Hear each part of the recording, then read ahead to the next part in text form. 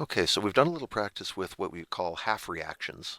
And when you get a chemical reaction, normally it's not in half reaction form at first. We're going to have something like this, where we say we took some aluminum, we dropped it in a bowl of acid, and some chemistry happened. But you'll see very soon these reactions are a lot easier for us to analyze if we do break them apart into two separate stories. There are two stories going on in this reaction. There's a story about aluminum going from 2Al to 2Al3 plus. And there's a separate story about hydrogen going from 6H plus down to 3H2. So all we're doing here is splitting these two reactions up for now. So not too hard to make that happen. You just write one line with the aluminum stuff. 2Al arrow 2Al3 plus. And then on a separate line, 6H plus arrow 3H2. Now, we're not done yet, but that is the first step. Now that we have this split up, remember the charges on either side of these reactions are supposed to match, and right now they do not.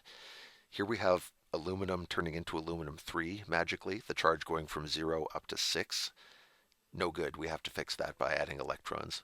So one side of this would be the 2 aluminum turned into 2 aluminum 3 and 6 electrons. The other one over here, we got a charge of plus 6 on our hydrogen ions and 0 over here. So there must be 6 electrons on this side. So that's this story split up into two half reactions. Notice, please, the number of electrons on either side of this match. That's not an accident. That will happen every time. It has to because these are the same electrons. The reason this chemical reaction happened is that aluminum lost 6 electrons. Why? Because hydrogen took them. It's like if you tell a story where you go to the store and you spend $6 and get something. There's two sides to that story. One of them is you went and gave away $6. The other side is the merchant saying, I made $6 just now because someone paid it to me. You should be able to see that $6 on either side of the transaction because it's the same money. It's just lost by one side, gained by the other, and electrons work the same way. So if these numbers ever don't match, um, panic immediately, or more usefully, go back and check your work because these numbers should be identical. Let's do a few more of those and see how they turn out. Okay, here we have a story about chlorine. Cl2 turning into 2Cl minus. And we have another story about bromine. 2Br minus. Turns into, that's the worst arrow I've ever done. There we go. And Br2. Okay, where should the electrons go? The charge here is 0. Here it's minus 2, so we need to drag down the high side. 2 electrons. And here we have minus 2 and 0, so the right side needs 2 electrons. Okay, those numbers match, which is good. Another thing I would point out is you should always have one reaction with the electrons on the left and another with the electrons on the right. That's because, as mentioned before, you should have one chemical gaining electrons while the other one is losing them. You can't have two chemicals gaining electrons at once because then where are the electrons coming from? It should always be one side handing over, the other side accepting. Okay, here we have a story about zinc. 3Zn2 plus. And we have another story about iron. 2Fe3 plus turning into 2Fe. Okay, who needs electrons? This is zinc at 0 charge, so the total charge on the left is 0. Here we have plus 6. So there better be 6 electrons over here to even that out. Now the total charge on the right is plus 6 plus negative 6 makes 0. And for the iron, we have plus 6 on the left, 0 on the right, so there's those 6 electrons again. So this is a story where zinc gave up some electrons. Why? Because iron took them. iron took those electrons and used them to go from +3 down to solid elemental iron.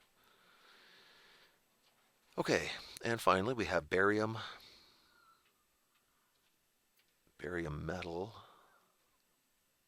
turning into barium ions, while a couple of hydrogen ions turn into molecular hydrogen. 0 charge, +2 charge. Drag down the high side by adding electrons to it.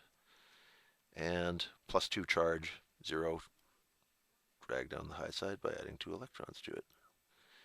So in all of these, we've got matching numbers of electrons and they're on opposite sides. That's what's supposed to happen. Okay, a few more. Because we've done a few and there's not a tremendous amount of variation in how these work, I'm going to start working a little faster just to get you through this. But if there's any lingering questions about these after we're done, please get a hold of your instructor and they will be happy to sort you out. +14, only +4, there must be 10 electrons on the high side. And for the chlorine, we have 10Cl minus turning into 5Cl2. Minus 10 charge, 0 charge. 10 electrons over there. 10 electrons and 10 electrons, those match. Nice. On to the next one. By the way, I'm going to change something about my procedure here. Do we need to write both reactions before we start doing the electrons? No, you can do them on the fly. 0 +6, 6 electrons. And then for the zinc, 3 zinc turning into 3 zinc metal, +6, 0, needs 6 electrons on the left. So I've been doing write both half reactions and then go back and do the electrons for both. That's a style choice. You don't have to follow it.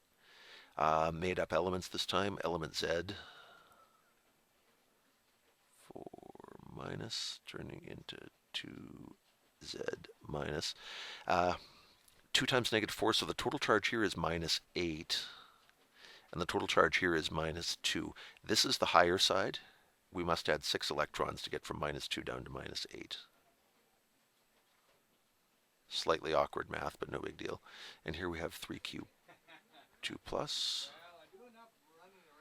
And Q3, weird molecule. Okay, so +6 charge on the left, 0 on the right.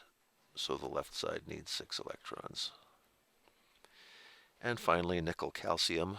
We have nickel 2 turning into nickel metal. That's +2. This is 0, so we need 2 electrons on the left. That's the reduction of nickel. And then we have calcium metal turning into calcium ions. 0 charge, +2 charge. The right side needs 2 electrons. That's the oxidation of calcium.